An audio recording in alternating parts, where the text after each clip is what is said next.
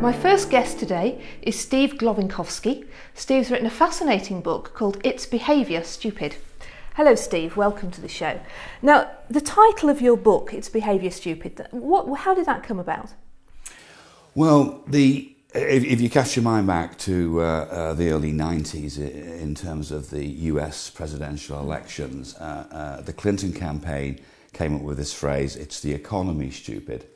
And I think that underpinned the idea that actually voters seriously sort of think about the economy, what's in their wallet, what's in their purse, and that's what causes them to vote. It's a bit of a no-brainer. That absolutely links with our thinking about what it is that drives performance in an organisation. It's a no-brainer that it's the behaviour of managers, or the behaviour of people who have some form of management or leadership accountability, how they behave, the style of that behaviour, which is the driver.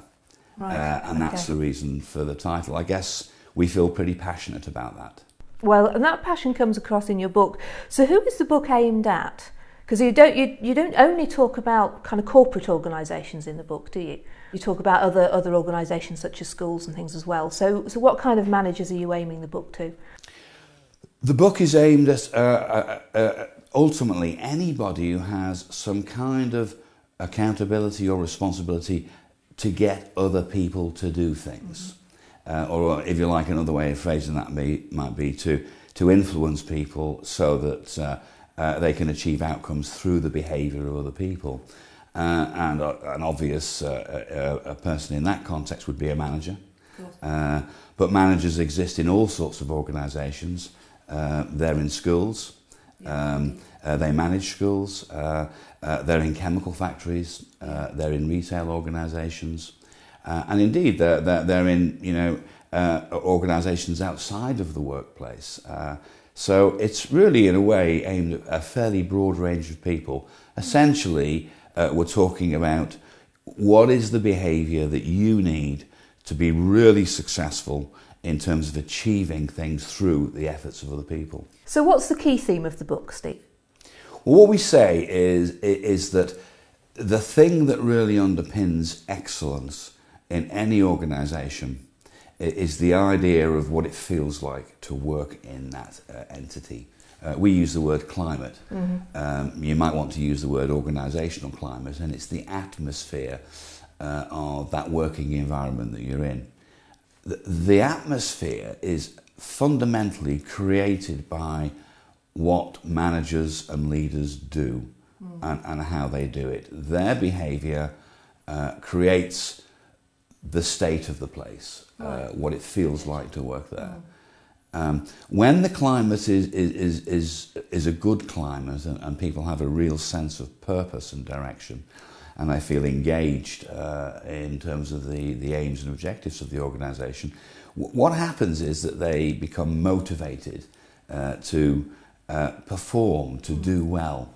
And I suppose the key message of the book is, if you want to create a successful organisation, then as a manager or leader, you need to deliver the behaviour which drives that. You did some work with a school, didn't you, where you had some particularly great results. Can you tell us about that? Yeah, the school, based more or less in the south of the country, an academy, seen as failing. Results very, very poor in terms of examinations, etc.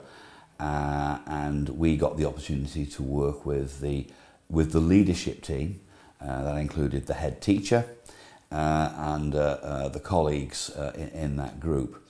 And essentially what we did, I guess, was a typical sort of leadership development intervention using some of the methodologies and techniques that are described in the book, helping them think about their behaviour, how their own, if you like, respective predispositions impact that, and generally helping them develop their leadership skills.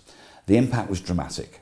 That school, in terms of league tables, absolutely shot from the bottom end to the top end.